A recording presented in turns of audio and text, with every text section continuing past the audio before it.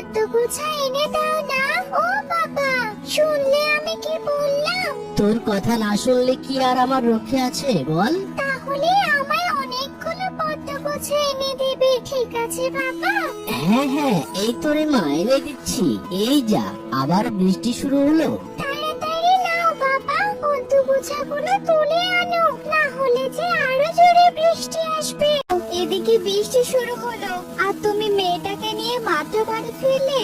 আর বলো না টনি, মেয়ে আমার হঠাৎ পদ্ম গোছার জন্য বায়না ধরেছে, তাই তো সেগুলো আনতে দেরি হয়ে গেল। এই পদ্ম গোছাগুলো নিয়ে তুই কি করবি শুনি? শুধু শুধু এগুলো উপরে এনেছিস কেন? এই মেয়েটাকে নিয়ে আমি আর পারি না বাবু। এই পদ্ম গোছাগুলো এখন আমি আমাদের উঠানে লাগিয়ে দেবো মা। পাগলি মেয়ে আমার। আচ্ছা, এমন শুকনো আর শক্ত মাটিতে কি কেউ কখনো পদ্ম গাছ লাগায়? কেউ কখনো লাগায়নি, তাহলে বুঝবে কি করে বাবা? তাই আমি লাগাবো, এরপরে দেখা যাবে এগুলো হয় কি না হয়। কর তো, তোর যা ইচ্ছে তাই কর। যে তোকে বোঝাতে যাবে সে নিজেও পাগল হবে। আহা টনি, ওর যা করার ওকে করতে দাও তো। দাও দাও, আমায় আগে তুমি খেতে দাও, আমি গাটা মুছে আসি। কে রে টুই টুই, তুই কি করছিস এখানে? দেখছিস তো আমি আমাদের উঠানে পদ্ম গোছা লাগাচ্ছি। পদ্ম গোছা? মনে হচ্ছে তুই পাগল হয়ে গেছিস। এই শুকনো মাটিতে কি কখনো পদ্ম হয় রে? পদ্ম হয় বেলে বা পুকুরে। সবাই একই কথা বলছে, বেল বা পুকুরে তো এমনিতেই হয়। আমি এই শুকনো মাটিতে ফুটিয়ে দেখাবো, তুই দেখে নিস কিছু। আচ্ছা দেখবো এখন তোর এই শুকনো মাটির পদ্ম কেমন ফোটে। আমি চললাম। কি গো, আজকেও হাটে কোনো মাছ বিক্রি হলো না? ঘরে তো চালের শেষ দানাটুকু বাড়ন্ত। মেয়েকে রাতে কি খেতে দেবো? আর বলো না, কদিন ধরে বিলে কোনো বড় মাছই পড়ছে না। ছোটখাটো যা পাচ্ছি তা দিয়ে হাটের খাজনা তুলতেই টাকা শেষ। আগামী দিনগুলো যে কিভাবে চলবে আমি কিছুই ভেবে পাচ্ছি না। বাবা, তুমি একদম চিন্তা করো না। আমি যে উঠানে পদ্ম গাছগুলো লাগিয়েছি না, ওগুলো যখন বড় হবে কত সুন্দর সুন্দর ফুল ফুটবে। তখন তোমরা সেই ফুল হাতে বিক্রি করে অনেক টাকা পাবে। আমাদের আর কোনো অভাব থাকবে না বাবা। ওরে আমার পাগলি মেয়ে, তুই এখনো শুকনো মাটির পদ্ম গাছ নিয়ে পড়ে আছিস। এদিকে পেটে ভাত জুটছে না, আর ও আছে ফুল বিক্রি করার ধান্দায়। ওগুলো তো কবে শুকিয়ে মরে গেছে হয়তো। বিলের গাছ কি আর এ শক্ত মাটিতে বাঁচে? আর ফুল ফুটলেও তা হতে তো অনেক সময় লাগবে। ততদিনে আমাদের কি হবে বলতো? তোমরা দেখে নিও বাবা, গাছগুলো মরেনি। আমি রোজ ওগুলোতে নিয়ম করে জল দিই। ওখানকার মাটি এখন আর শক্ত নেই, কেমন নরম হয়ে গেছে দেখো।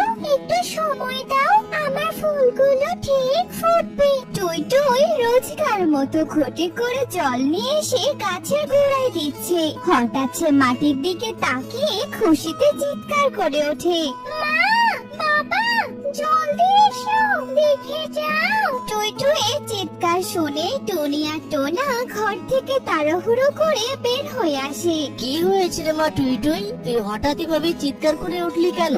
দেখো বাবা, দেখো, আমি বলেছিলাম না আমার এই গাছগুলো ঠিক গজাবে। দেখো কেমন নতুন অঙ্কুর বেরিয়েছে। একি সত্যি তো, শুকনো মাটির বুক চিরে ছোট ছোট সবুজ অঙ্কুর গজিয়েছে রে। মাটিটাও কেমন যেন নরম আর ভিজে হয়ে আছে। ওরে বাবা রে, এ তো অসম্ভব কাণ্ড। শুকনো উঠানে পদ্মর অঙ্কুর গজিয়েছে। টুই টুই, তোর হাতের কি জাদু আছে রে মা? দেখলি তো, আমি বলেছিলাম না গাছগুলো মরেনি। এবার এগুলো বড় হবে, তারপর ফুল ফুটবে বাবা। তারপর তুমি সেগুলো বিক্রি করতে পারবে। ওগো, মেয়েটার খাটুনি আর বিশ্বাসটা বৃথা যায়নি। আমাদের যতই অভাব থাকুক, এই ছোট মেয়েটা আমাদের বাঁচার স্বপ্ন দেখাচ্ছে। আজ থেকে আমি ওর সাথে এই গাছে জল দেব, যত্ন নেব, তাহলে তাড়াতাড়ি গাছগুলো বড় হয়ে উঠবে। শুধু তুমি কেন, আমিও দেব।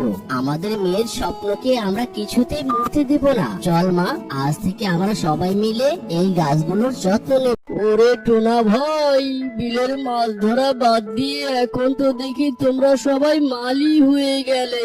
তা দুপুরের খাওয়া দাওয়ার কি খবর? পেটে তো কিছুই পড়েনি নিশ্চয়ই। পেটে তো মনে হচ্ছে ইঁদুর ডন মারছে নাকি?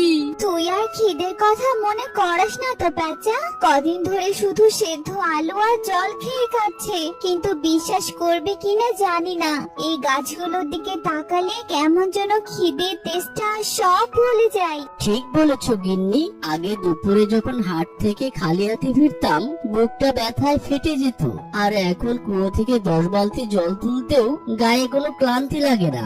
আমাদের টুইটুয়ের এই ছোট্ট গাছগুলো আমাদের বাঁচতে শেখাচ্ছে। দেখেছো বাবা, পাতাগুলো কত বড় হয়ে গেছে। এই পাতাটার গায়ে হাত দিয়ে দেখো কেমন ঠান্ডা আর নরম। এই শুকনো মাটিটাও এখন কেমন যেন কাদা হয়ে গেছে, দেখেছো?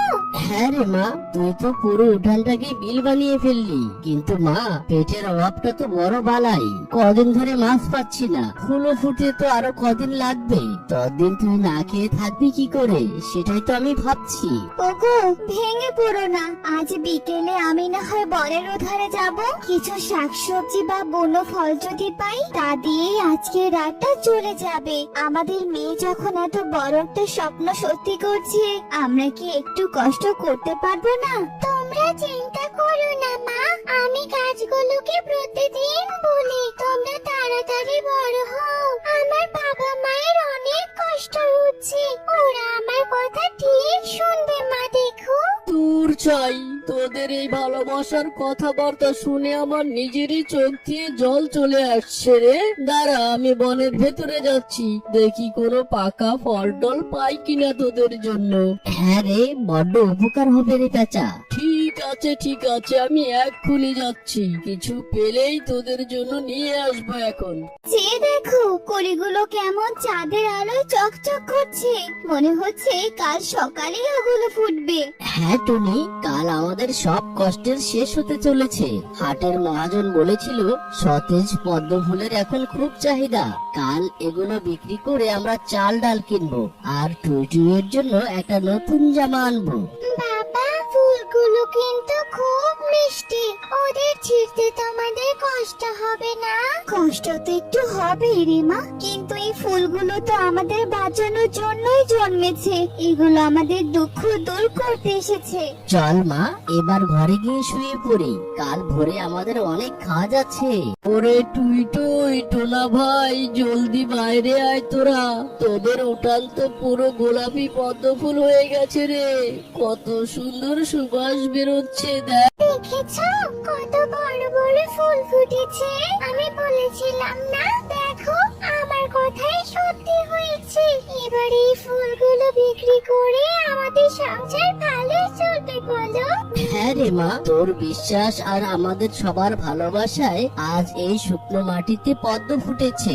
আজ এগুলো হাটে নিয়ে গেলে আমাদের আর কোনো অভাব থাকবে না। তুই আমাদের পুরো সংসারটাকে বাঁচিয়ে দিলি রে মা।